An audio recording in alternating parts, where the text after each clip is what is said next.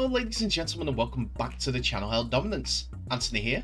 Please remember to like and subscribe, and also click that notification bell if you're enjoying what you're seeing and if you want to continue seeing more. Well, it must be the calm before the storm, as Origin 2 is tomorrow and there's little up to now in newsworthy events from the world of Rugby League to bring you. I've got 5 stories, and they're only 5 short stories to be fair, so I'm going to bring you those as you should know them. And hopefully tomorrow everything will pick up. Anyway, so where do we begin? Well, we start with the Newcastle Knights, as it's emerged that Bailey Hodgson faces an uncertain future after being ruled out for the remainder of this NRL season. The English youngster has been forced to undergo shoulder surgery, which his club, the Newcastle Knights, have confirmed will rule him out for the rest of the season. The 20-year-old is in his final year of his 3-year deal with the Knights, but has yet to make a first-team appearance for the club. Hodgson, who made his Super League debut for Newcastle Tigers shortly after his 18th birthday, has instead been playing in the New South Wales Cup and has been a regular this season. A fullback, Hodgson has played 11 times this year, providing 3 try assists, but now his future is unclear with his contract coming to an end with Newcastle. Rugby League Live understands that some England clubs have inquired about bringing back the youngster to Super League this year, but his preference is to remain down under. Whether that is possible remains to be seen. Hodgson is the nephew of English hooker Josh, who has fallen down the pecking order at his current club, and a new deal appears unlikely. That said, other clubs may show some interest. As a young English talent, he wouldn't have been short of opportunities in this country. Several clubs, including former club Castleford Tigers, are looking to bring the average age of their squad down. Coincidentally, the Tigers' current fullback Niall Lavelle appears to be moving to Hull KR for next season, leaving the door open for them on the lookout to look for someone to replace him. Head coach Andy Lass has denied any interest in Jamie Shaw in the meantime, but with most fullbacks currently under contract, it is difficult to see what options Castleford have available to them. Next we come to the NRL, as they have doubled down in lashing out on Canberra's GIO Stadium, saying the facilities are some more suited to park football than the big leagues. League executive James Boland-Rudder blasted both the fan and athlete experience at the suburban stadium and said the capital was squandering the chance for economic stimulus other cities are reaping. He added the league's voice to call for the stadium to be basically knocked down and a new one built near the Canberra city centre, with ACT Chief Minister Andrew Barr instead pushing for the redevelopment of the current site in Bruce. GIO Stadium is in a suburb of Bruce, a 15-minute drive from the centre of Canberra, with limited public access. Boland-Rudder, who was giving evidence at the parliamentary inquiry looking at how to promote the significance of Australia's national capital, said major rugby league events such as the NRL All-Star matches and Test matches wouldn't be heading to the current site. He said, "It's your best athletes, so they rightly expect to play in the best facilities, and Canberra's changing rooms, they are subpar at best. It's what you would expect at park football, not for an international athlete."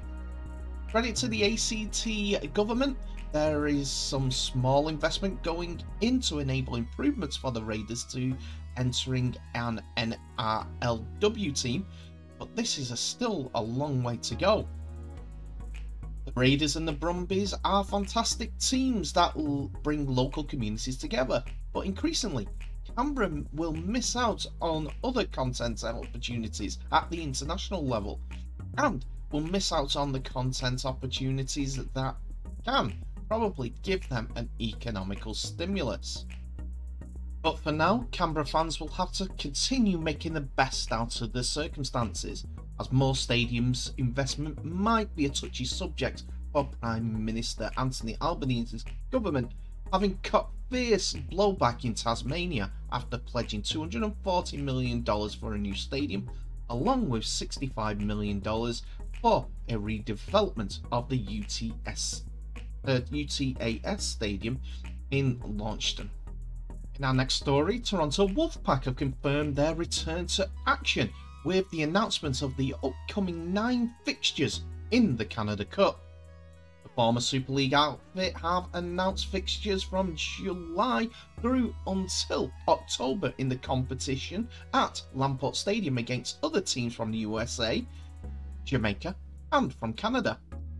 The Wolfpack are set to go up against teams like the Copperheads, a Canadian All-Stars team, the Atlanta Rhinos, and also the DC Cavalry, who we've been speaking about previously in our videos. We all recognise the faces in this team that were part of the Toronto Wolfpack back in the day, but the team that are set to take the field in Canada are an independent team, have nothing to do with Canada Rugby League or of the Rugby League in the past, though they are very thankful for the opportunity that the Rugby League from their past has presented to them. I for one will be grateful when I see the team takes to the field once more, as it proves that Rugby League is still a force in that part of the world. Our fourth story brings us to Eamon O'Carroll, who is on Bradford Bulls' final shortlist for the vacant head coach position, according to Rugby League Live. The Bulls are understood to have whistled down their shortlist to just a few candidates, and the 36-year-old is believed to be one of those people being considered. Bradford are expected to make a decision and announce on their new coach in front of the media this week, and their recruitment process has been ongoing since Mark Dunning left the club over a month ago. Candidates have been tight-lipped, but O'Carroll has now emerged as one of the final contenders still in the competition of being the new head coach. The 36-year-old had previously been a head coach of Newcastle Thunder, but left midway through the season to take up a role with the Catalans Dragons. He had previously acted as an assistant coach to Steve McNamara before taking the job with Newcastle.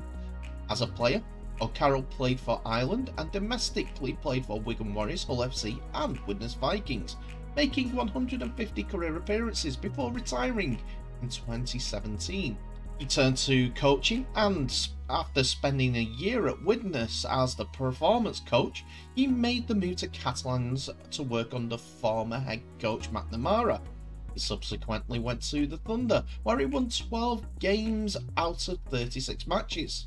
Dunning's former assistant Lee Greenwood and Brian Noble have been in temporary charge since the departure of the former coach. Noble is the football consultant and is expected to continue in that role, while Greenwood was Dunning's assistant, but he confirmed he did not want the main job permanently. He does desire to continue as the number 2 at the Bulls once the new head coach has been installed. And finally, Newcastle Council bosses are keen to retaining the Super League Magic Weekend at St James's Park for at least 2024, according to reports. The future of the showcase event has been a hot topic in recent weeks, with global sports media giants IMG having initially planned to axe the weekend as part of its 12-year partnership with Rugby League.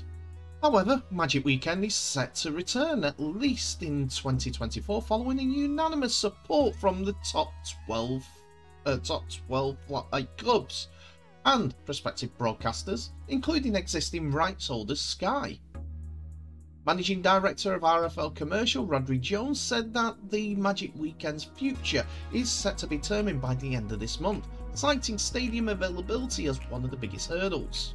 The Challenge Cup final is expected to shift to earlier in the year, posing one problem as any move for Magic Weekend could clash with the football season. However, Chronicle Live has reported that council bosses are fully committed to bringing Magic Weekend back to the North East for its 8th edition in 2024, with the city estimating to make up to £8 million from the event. Labour's Alex Hay, Newcastle City Council's cabinet minister responsible for culture, commented, "It's worth noting that until recently, Rugby League Super League has indicated that this year would mark the final Magic Weekend. However, given the success of this year's event, Magic Weekend has expressed an interest in returning next year. With the support of Super League clubs, there is a renewed desire to bring this fantastic event back to Newcastle." Magic Weekend has been a fantastic spectacle for fans and has been of interest of many rugby league clubs, as they can all gather in one spot, strike up deals, see their mates, whatever they do behind the scenes when it comes to rugby league business. I haven't experienced it myself, but I'm told it's a great experience and should do so. I'd like to be behind the scenes and see how the teams get on during the 2 days, speaking to the coaches, listening to conversations, not reporting on anything, staying like a fly on the wall. It'd be interesting to see what actually goes on, as everyone from the RFL Super League board will be there, RFL Commercial will be there, and the club's bosses will all be there. Tell me what your thoughts on Magic Weekend are in the comment section below. Should they continue with it, or should they have a different venue? Or should they not? And with that, that's another episode in the can, ladies and gentlemen. Thank you so much for watching. Please remember to like, subscribe, and share this video worldwide, excuse me, as well as clicking on that notification bell for any updates on new videos that may be coming your way in the near future. Tell me what your thoughts are on today's episode in the comment section below, as it's open for business, and there are 5 stories to go through. A short episode, and I thought I'd bring you those important bits of information. Anyway, thank you so much for watching. Please remember to share this video worldwide, and I'll end the episode as I always do by wishing you all the very best. So please stay safe. I'll see you in the next episode.